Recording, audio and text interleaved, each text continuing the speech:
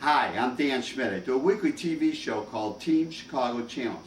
My website is teamchicago.tv, teamchicago.tv.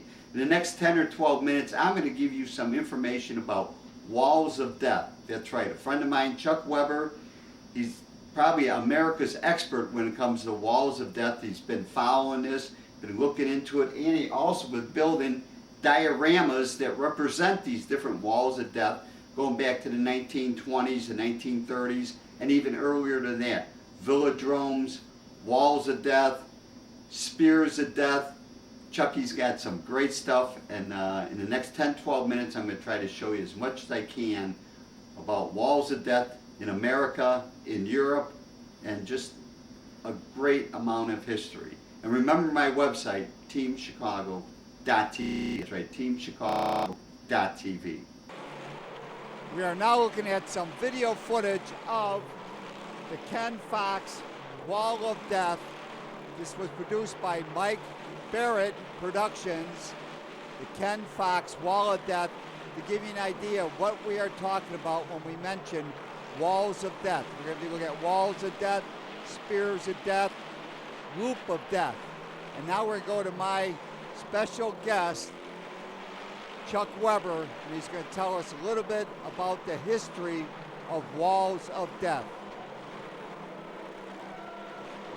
Hi, I'm Chuck Weber. Today I'm going to hopefully inform you and show you my models of different versions of the Wall of Death and bicycle velodromes from the 1890s to the 1960s. So what got you interested? You told me that you went to the State Fair in Florida and you seen Speedy Babs. Speedy Babs, right, who was a wall rider in the 1960s, and I just loved the show and just thought it was one of the neatest things I've ever seen. So this is before you even got involved with motorcycle racing, though. Exactly, yes, yep. Now, have you ever thought about, did you ever have any desire to ride a wall of death? Nope, nope. No? Never tricked your trigger or? Fine staying on the ground. Okay. Now, part of the wall of death, though, which we'll see in the video that you're providing, is that not only do they ride around, but they also do tricks. Yep, from riding side saddle to putting their feet over the handlebars. There's been monkeys used in the Wall of Death. There's been girl riders. There's been two-up riders. There's even people roller skating behind the motorcycle for the Wall of Death. Oh, really? On roller skates on the wall? Being pulled by the motorcycle. So if anybody has the opportunity to see a wall of death, they should take advantage of it, huh? You bet they should. All right, well, let's go back and we're going to look back in the history of velodromes with bicycle riders. To start, yep, late 1800s. And now we're going to look at a bicycle velodrome that was part of a three-ring circus during the late 1800s.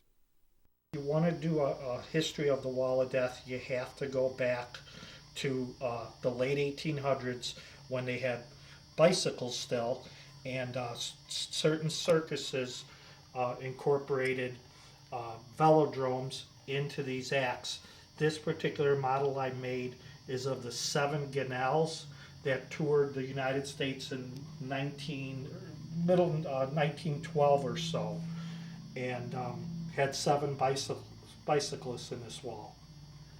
So they would race around as part of a act. Would they do little tricks in between, sort of, you think? Or? Yep. So you read the history of this? So there really isn't a lot of information or pictures of the bicycle velodromes, but they were pretty much what we see in the pictures. This was really a large one, of course, with 7 cyclists at one time. So there really is no real pictures of this. So you're going from the artwork of this of Fort Pawn and Sells Brothers, right? Circus. This advertising poster is what I made the model off of. Right. So in a 3-ring circus, which you are capturing here with the diorama, is this would be one of the 3 acts that would be going on, because that's how they kept people entertained. Barnum and Bailey just stopped doing 3 rings. We went this year and they're doing 1 ring now. And now we're going to look at the Wall of Death, this model that Chuck put together. This model came from a kit made by Faller, a German company. Plastic kit that was pre-molded. It's the only one of the models I built from a kit, but it's pretty typical of a 1930s European wall, which would be a German wall, about 14 feet high on the inside and probably 25 to 30 feet across on the inside. And most shows would have pretty much the same setup up front. You would have a pretty girl calling people in to see the roller show, and this gentleman back here has got a bike balanced on rollers. The rear wheel is spinning rollers, which also spin the front wheel, and he'd be able to stand up from centrifugal force, And do acts on a he'd be able to stand up on the seat, right. move the bike back and forth, and most Wall of Deaths incorporated a roller show. So this would be a freebie show, just to get some kind of interest so people would stop. Make some noise. Right. Yep, And then they would send them over to the ticket booth here, right. and then the person would enter up the staircase and look down at. Into the wall for the start of the show. All right, so this is what a typical wall would look like. There'd be people looking over a rail. Right, even today. Yep. When I was 8 or 9 years old, my dad took me to the Florida State Fair, and I saw my first Wall of Death. Speedy Babs, who was one of the pioneer wall riders in the United States, still rode up to the age of 65.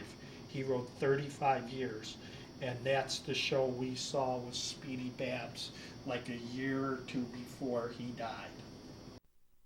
This is all very interesting, and now Chuck is going to show us the diorama from Speedy Babs, but it was a globe of death, a round sphere to ride the motorcycle in to thrill the hundreds of fans. Now, Speedy Babs, who was a wall rider from 1930 to about 1965, before he got too injured to ride, he claimed he had over 60 broken bones in his career. In 1950, he decided to change up from the wall to the globe. He was one of the first guys to use a globe in his show. We believe he made that change because it was a lot easier to take down and set up. So the globe would have been built of steel? Built of steel mesh, yep. Okay, so tell me what we're looking at here. The typical, here we have a roller show, trying to get interest in the next group of spectators to come in and see the globe show. Here I have the guy actually standing up on the seat. Again, the rollers spinning give them that ability. We have a pretty girl talking about it, getting people excited, tell them come on in, you can't miss this. Typical ticket booth that you'd have set up, and we're just waiting for a change. So they would have walls so you couldn't see it from outside, so he would set this up, and Yep. you had to come in and pay the fee. Yep. And how long would the show go? Do you have any idea? Do you remember that from a 15 kid? minutes or so. Be a 15-minute demonstration? Right. It'd be just one. Did he use multiple bikes ever? Or? Speedy just used one bike.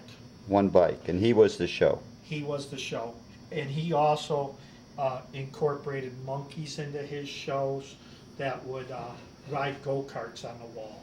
While he was riding the motorcycle, the monkey would be in a go-kart At the same time? At the same time.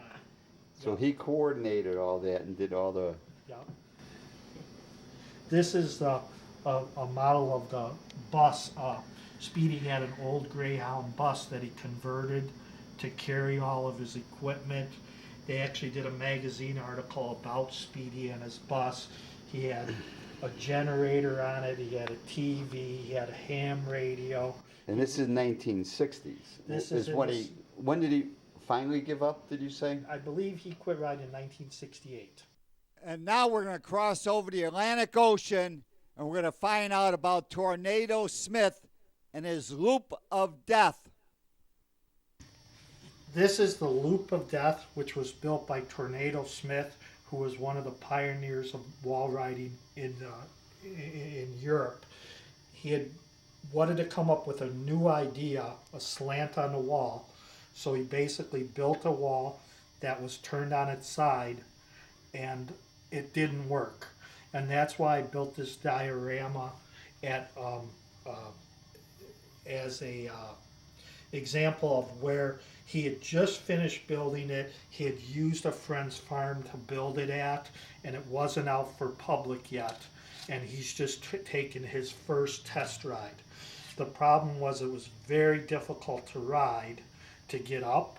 And the second thing was he was hoping that he would be able to get more spectators Because they'd be able to look in at the wall. Yeah, and that really wasn't the case either.